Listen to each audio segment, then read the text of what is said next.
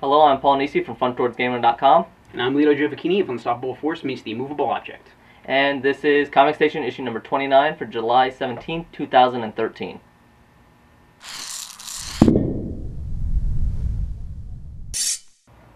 For the new releases for July 17, 2013, we're going to kick off, first of all, noticing that we have Blood Brothers from Dark Horse Comics number 1. Not going to go into much details. Previous issues of Comic Station, we did a review of this, so we're not going to go in details, but obviously it did come out today, so we wanted to do a little notice of that. Next one we're going to have, this is probably going to catch your eye when you walk into the shelf. This is from DC Comics, is Batman 66, number 1. Obviously, and it says it right on here, it's trying to embody and take on the old television show from the late 60s, and you can tell they're really trying to, because when you open it up and they have this, looks like a regular comic that they put this filter over it, just old-timey filter kind of thing, and it just didn't work. It's made to look a lot like those Liechtenstein paintings that are the big things of, oh, Brad doesn't love me anymore, that kind of thing, but here it makes it almost look like a 3D comic that you're reading without the glasses. In certain points where the background color is supposed to be like green, it's dots of green. Yeah. It just doesn't work. It felt a bit like they abused the psychedelic nature of the 60s and they just paint random colored backgrounds. So they didn't really hold up very well to the authenticity of the 66, even though it was a television show. Maybe doing something in the art style of that would have been nice. Agreed there. Now this is where we conflict a little bit. Yep. I thought it came over a little bit trying to be campy and trying to be lame, like we love or hate about the Batman television show. And I thought it felt flat against me. I said, for me, I really liked the campy corniness of it, and I thought that it worked really well against the backdrop we have, a lot of dark, broody Batman stories, so I really liked that. I can understand that. Yeah. It just, some of the jokes just, they tried too hard, it felt like. Sometimes you can feel that it's like, that was really supposed to be a groaner. Yes, and there are Riddler and Catwoman make an appearance in this. There is a reference to Joker where Riddler says that's a little too Joker. Liked a little bit of those, and the characters were interesting, but again, just kind of came off. Like I said, I liked the Catwoman in this. I was a little mixed on the Riddler, actually. I like the Frank Gorshin Riddler. He may be my favorite portrayal of the Riddler, but here he felt like they added a few too many modern spins on him where he lost his stuff there at times when Batman figured out his riddle, and that didn't feel really true to the old show. I felt that actually it came through a little too much of Jim Carrey. I get that a lot, and that just we don't need to go there. Yeah, exactly. So that is our Batman 66. If you're a really big fan of the television show, check it out. If you're a really big fan of Batman and you want to check it out, welcome to. Otherwise, I kind of like skip it. I would agree. I am a big fan of the series, and I think that's part of what's informing my opinion, so take that for what it's worth. Alright. Next one we have is Red Sonja number 1 from Dynamite. Gail Simone one. Everyone's been waiting for it. This is immediately why I picked this up. Gail Simone. Yeah. I love everything she does, and I thought her writing really came through on this because it is kind of a stereotypical kind of story here. It's a barbarian woman instead of Conan, and you just basically replace the two. But it's the character that sets them apart, and I think Gail and Walter really set these apart. And it opens up where, after a victorious battle, this King Damien surveys his land, and he finds, and he has liberated this castle, and he finds 2 women in a dungeon that was kind of used in like a Colosseum style, where they would put the fight against each other to the death, and only 2 women survive, and obviously one of them was Sonja. Sonja, yeah. And I really like this, and I know you said you like this, is they skip ahead. Yeah. It says 3 full cycles later, which I'm guessing is probably 3 years or something. Yeah, that's years in Sumerian talk. So it skips ahead, and I like that. It's not a retelling. Yeah, we don't waste a lot of time in the training phase like we did in things like Batman Begins or Batman Year 1 or Year 0 or all these things that just love to go through the hero not being the hero. She just goes right to being Red Sonja after that. And they set up enough backstory where you know obviously she's fierce because she lived through the whole Colosseum thing, and you know she's still living and so forth. So enough of a background to just jump you right into it. Now there is a bunch of plot, and the storyline basically, King Daemon calls for her help, and she actually heeds the call only because he's the only king that actually showed some mercy. It's very Beowulf that way. Yeah, very much. She owes him one, basically. It's interesting. The storyline basically goes forward, and there's a threat. Not only are they suffering from the plague, but a outside force is threatening them as well. With monsters, makes you feel a little better when there's a whole bunch of blood and gore, which there is plenty in here. I liked it. The artwork was beautiful. Great artwork in this. Really good. Yeah. Overall, I liked it. If you like Red Sonja, this is a definite. If you like Conan or any of the barbarians kind of stories, definitely check this out. Yeah. It is a little bit of a plotting in the middle. I will say there looked like there were quite a lot of words on those pages. I will say that. Yes, but Gale has a very good way of having a lot of, not a lot, but a more than usual amount of text while not making it drag down. A solid pace of the text. She does bring that to this, and that's really, really important. Gotcha. Some other author or writer would have messed that. Got bogged down in the text, I hear you. Yep. And the last one is Dayman by Boom. Yeah, I'm the one who read this one. It's actually a pretty interesting, fresh take on vampires, though bogged down a little bit by falling back on old tropes to fill in the not-so-fresh areas. The idea here is that Daemon are people like Renfield from the original Dracula novel, humans who help out the vampires. And that idea to follow such a character is filtered through the backdrop of a big, warring vampires who have like a mafia type thing going on. In that element, it's very Blade and very Godfather that way. The vampires look like the stereotypical Euro trash you sort of expect with them. And that's kind of the only place where it falls down, because otherwise, a basic story like this, of just two vampire clans ending up feuding, it's very simple when it comes down to execution, and this is executed very well. I do like how the Renfield character is put together. He's not crazy like in Dracula, and more like you said in the Blade series, where they're actually fully functioning and they're just trying to help. It actually reminds me a lot of maybe like a Guy Ritchie kind of movie. He feels a lot like a character from that sort of film who starts on the bottom and is trying to work his way up to something greater in a criminal enterprise. And I thought the artwork has this interesting style. Most of the time when there is a vampire, it is obviously, it's typically at night, but I like the art style, how it flips from a lighter palette to a darker palette.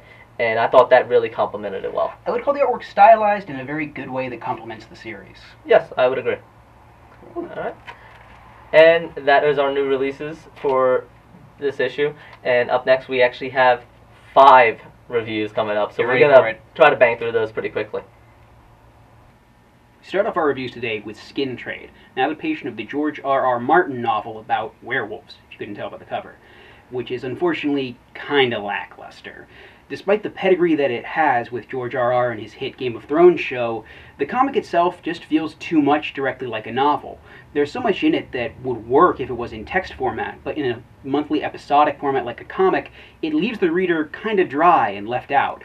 There aren't any clues or dangling elements here. It feels like something that would be better read if I knew I had an immediate chapter after me instead of just single. The characters can also come off very forgettable, and it makes quite a few narrative mistakes. Yeah, and a lot of them, like you said, you couldn't even remember the characters afterwards. Exactly. It really does seem like it fits the novelization, but it doesn't leave that carrot dangling at the end, or even that little satisfaction at the end to hold you over to the next issue. There's no big wow moment at the end of it that makes me want to get excited for the next issue. Exactly. Second review we have is Oz #1 from Zenescope. This one carries on. It's a tie-in to the Grimm Fairy Tales universe. Not directly yet, but it is finally bringing that 4th realm to the Grimm Fairy Tales universe, where you have all the other ones. This one finally brings in Oz. It opens up beautifully. You can tell there's problems in Oz. It comes forward. Dorothy, obviously a little more grown up than the show went on, but I love the changes they did to it. The characters are... Dorothy is a strong female character, and like a lot of Zenescope's characters, even though she tends to wear a little less clothing, she really does come strong, especially in the part where her highborn blood starts to show a little bit, and she enjoys that power. It is beautifully drawn, but my favorite thing actually is Toto. He's a giant wolf. Oh, that's not. I like and that. that's an improvement to me, Yeah. honestly. A little yappy dog to a giant wolf. I'll take the giant wolf. Yeah. Comes through, perfect tie-in to the Grimm Fairy Tales universe. Really good standalone story if you're not into the whole backlog into it, but it promises to bring in more and to overflow into all the other Nexus, and the pacing was beautiful. It left so many crumbs that really, unlike Skin Trade, really left that carrot and really left you satisfied. And now from a good book to a bad one, Dawn, Daughter of the Swordsman, and Other Tales. I did not like this book at all. If you are a new reader and know nothing of Dawn, it leaves you dangling with no page to ground you, similarly like Hoax Hunters did. It's an anthology story that tells you nothing about any of the characters, and I mean any of them. You have to do your own research if you want to understand even who Dawn is in the book. Well, this is a classic, like you said, anthology of Steven Seagal's earlier works. Dawn is an older comic, and they're kind of re-releasing it now. I don't know if they're re-releasing it now, maybe to bring the character back. I know that Siegel hopes to have a new Dawn miniseries coming out next year, and I think this is trying to build buzz for that, or like build up maybe funds for that. I don't know in particular. Possible, get the name out there so exactly, they recognize it. Artwork is the artwork cover, beautiful, really grabs your eyes. Great cover. Kind of disappointing inside though. Yeah, exactly. That's my thing. And even if you are an old reader of Dawn, I'm not sure how much this will bring to you. If you just want to see more Dawn stories, and there's a little bit of interesting backstory with Darian's character. If you don't know who that is, I'm sorry. But a lot of people won't. Yeah, exactly. To all you Dawn fans out there, if that was for you. But like I said, if you want to get more into like some really old stuff, it's nothing that was too earth-changing to the narrative of the series that seems to be ongoing right now. It seems to be something more just made kind of for fun and for fans, like hardcore fans. Exactly, and overall, basically, might be a little outdated. Yeah, sorry, Siegel, and we love your later works, Sam and everything. Yeah, and you can see some of the inspiration for some of his earlier works, and you can see how his artwork did grow, and where he picked up to what he is now. But overall, it's, unless you're a really big Siegel fan in particular, or a Dawn fan in particular, and you have to have everything, it's outdated. It really does feel outdated. Right. From that, we're sandwiching good and bad. I like this. Nice. So the next one we have is Unforgivable #1 Experiment 1134. That's a mouthful. It's from Brainmachine Comics. It's an interesting take on the Judeo-Christian biblical scenes and stories. This Nicodemus? Nicodemus. Okay, yeah. It's really confusing words. He used flowery, poetic words that really amounts to nothing. And essentially he creates the universe. He creates life. Okay. He starts off, which of course, what happens when you create life? Stuff goes wrong, because it is life. You create light, you create darkness. Darkness, it creates demons, angels, so forth. And basically, he ends up, by creating life, he starts the war between heaven and hell. Okay. And so that is the unforgivable experiment that he did. Gotcha. So, artwork, really, really conflicting here. At certain points, especially on scenes where it is scenery and just characters, beautiful artwork, especially once you get into the Eden part. Otherwise, action parts, the beginning part with Nicodemus, and later in the action scenes, the war between heaven and hell, completely loses you. There's so much going on. As beautiful as the artwork is, there was just too much, and you couldn't focus, and it made you lose track of who's fighting where and what. I understand. And so that kind of leaves me off of a bad taste. At the end, it left me confused, satisfied. Okay, I understand. Like, I liked it, but I'm not quite sure why. Yeah. And I was really confused, obviously, on the plot line. And so it made me have to go back and read for a second, maybe even a third or fourth time, to actually get it. And while I didn't mind doing that, I don't know too many readers are going to go back and read something 2 or 3 times just because it's confusing. And not because there's so much depth to it, but because it's just confusing. I understand. It's a bad taste. There's a very strong difference between complexity and confundity. Yes. So it's really interesting. I'm looking forward to see what they do with it. Obviously, going off the Judeo-Christian Bible and everything, they got plenty to work with. And I'm interested to see if Nicodemus comes back in and what his part is to play on all this. On to our last review of Kafka, a hardcover coming out. It's a very... This is the only one actually coming out today. Yeah. So all the other ones came out last week. This is a brand new one coming out today. This is a new one coming out. It's a very... Okay, it's a very good hardcover book. It's a very basic story, similarly to that Daemon thing I was talking about earlier. It's about, after this the movie was due, it's about a secret agent who's undercover, and then his cover gets blown, and he has one day to take back his family and his life. Which, you know, you've heard that a million times before since the Bourne trilogy started. But here it has a nice new wrinkle with the element of, you know, comic books, because the secret agent has the ability to make people see him as whatever he wants, and see things as however he wants them to. And that's a nice wrinkle to explore. I wouldn't call the book incredibly original per se, but it doesn't really need to be. Again, like Daemon, it comes down to the execution, and here it's executed quite well. Well, in its time, it might have been original, because this is, again, it's a collection of older issues. This is a complete collection of Kafka. Yeah. And at its time, it might have been original, but now it's kind of... It feels a little more done. But on the plus side, again, that the unoriginality of the plot does in no way hinder the story, and the artwork really makes this book worthwhile. It's done in the dulcet tones of black and white, which are great here. Unlike Satellite Sam, which I reviewed earlier, which the heavy inking weighs down the book, here it's inked spectacularly. Everyone you can make out, every panel, every person looks good. And they also do a kind of clever thing where certain panels are done in color to show that the secret agent's wife is the only real bit of color in the black and white world he lives in. Overall, I'd have to say it that way, too. Yeah, there's no other way to say something like that. So, I do like that little touch, and I like...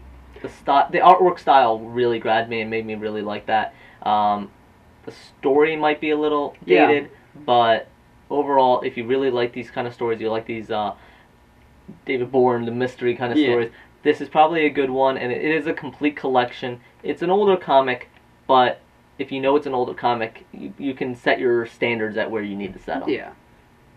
I will say, it is not actually about the writer Kafka. Just, that's a fair warning out there. It has nothing to do with it. Yes. Alright, so that was our 5 reviews in hopefully a shotgun kind of way going forward and not taking too much time. But, so we're going to end, that is our issue for Comic Station issue number 29 for July 17th, 2013. I do want to end though with a special notice, obviously. This week is Sandiego Comic Con, and lots of big news, lots of everything. And so much coming forward. I can't wait to see what they come out with. Not just in comic books, but comic book movies, tie-ins, everything. Anything you're looking forward to the most? Honestly, I'm looking forward to, obviously, it's not going to be in San Diego Comic Con, but the Wolverine coming up. Everyone here, if you guys have been watching since our Comic Station began, I'm a big Wolverine fan. Nice. I want to see more about the Thor. Yeah, I'd like to see that. And R.I.P.D. I want to see more on that. I hear you. I'm looking forward to, at San Diego Comic Con, supposedly there's going to be a big reveal relating to the new Godzilla movie they're making, and I'm really looking forward to whatever that turns out to be. I'm a big Godzilla fan. I like how we're talking comics and most of everything we mentioned has been movies. Yeah! But I'm also looking really forward just what new issues are coming out, any more tie-ins. I really enjoy a lot of... Zenescope has been putting out a lot of good stuff. I've been enjoying their tie-ins and jumping in. I'm looking for a lot of small publishers. I get that. And I'm more watching the biggies here. I'm interested to see what DC is going to do, if they're going to continue their policy of dropping the 5 lowest selling books to keep replacing them with new titles. It's they've been doing for a long time now to mix success, looking at you, Green Team. And additionally, I'm also interested because Marvel recently announced their next big event, which has to do with turning the Inhumans into the mutants. So that should be interesting. Yeah, while you're looking at the big ones, I'll look at the small ones. I like my small publishers. And a lot of originality. I want to see what crazy stuff they come up with. And I like that some of these bigger names, like the Gail Simones and Kirkmans, are coming to the smaller publishers and trying new things. That's where I'm going to look. So hopefully we'll cover everything in between the two of us, and we'll have some stuff to report next week. Alright, thank you very much for joining us on Comic Station issue number 29. I'm Paul Nisi from Front Towards Gamer. I'm Lido Jovicchini of Unstoppable Force meets the Immovable Object. And Scott might be joining us next week. If not, hopefully we'll see you then. As always, see you next week.